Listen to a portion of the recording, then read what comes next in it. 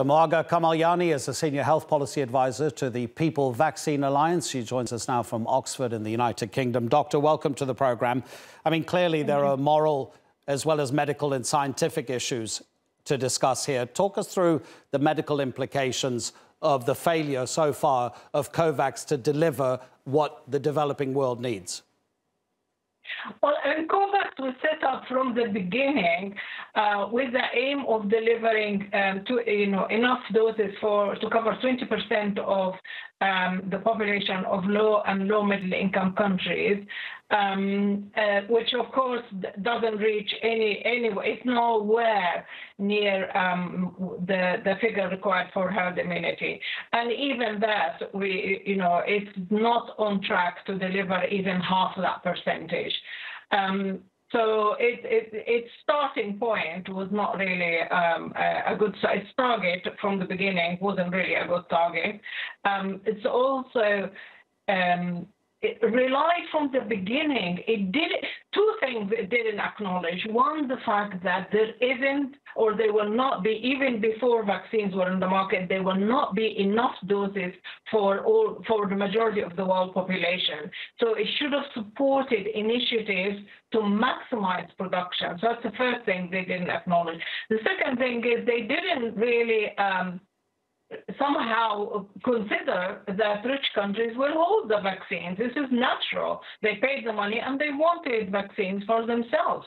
So Covax, didn't say that we're not going to deliver for rich countries until we reach, let's say, 20% or even 10% of the poor countries' populations being vaccinated. They didn't say that. So now they have to give vaccines to these rich countries. And the head of Gavi said it quite clearly that they had to do that because of the funding. These countries fund Covax, and they don't want to upset them. That's not a way to run a mechanism that's supposed to provide vaccines for developing countries.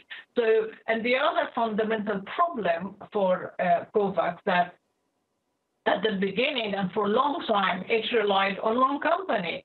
So, AstraZeneca, the deal that AstraZeneca did with Serum in India, that everybody's singing and dancing about it as if it saved the world, well, it's one company, AstraZeneca, it's one company, Serum. Serum can't produce for all the world. It's just anybody with any brain would have understood that one company is not enough.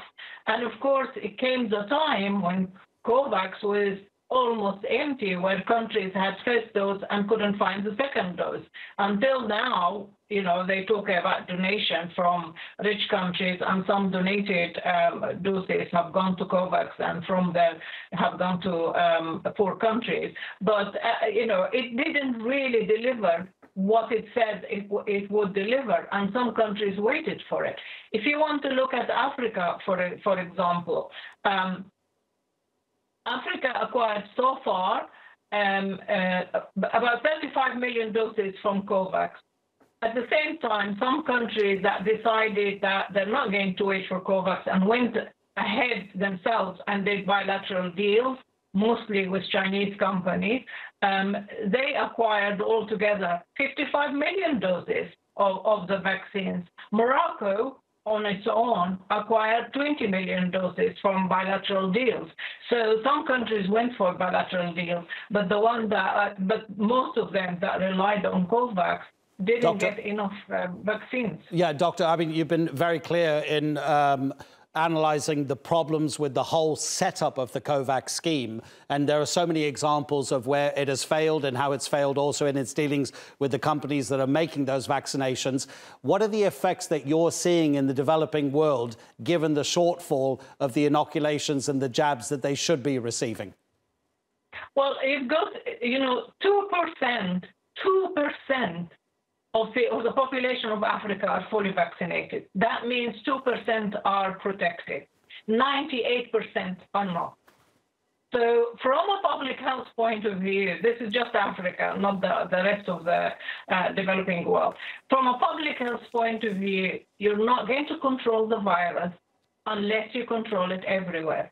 And with these figures, No, we're not going to control the virus. So what does it mean? It means the virus will mutate, will improve itself and have other variants, like we have the Delta variant now, which is spreading so quickly, affecting different types of the population, like, younger population as well.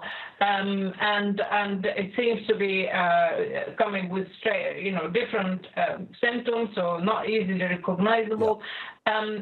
So you've got, this is just one example, but with all the variants, they affect the vaccines. I mean, so far the vaccines are effective against the variant, but their efficacy decreases a little bit than the original virus, which is gone now. We don't have original virus. It's all variants all over the place, or the majority are anyway. So this is really dangerous for public health. Doctor, really appreciate your time. Dr. Mohga Kamal-Yanni speaking to us from Oxford in the UK.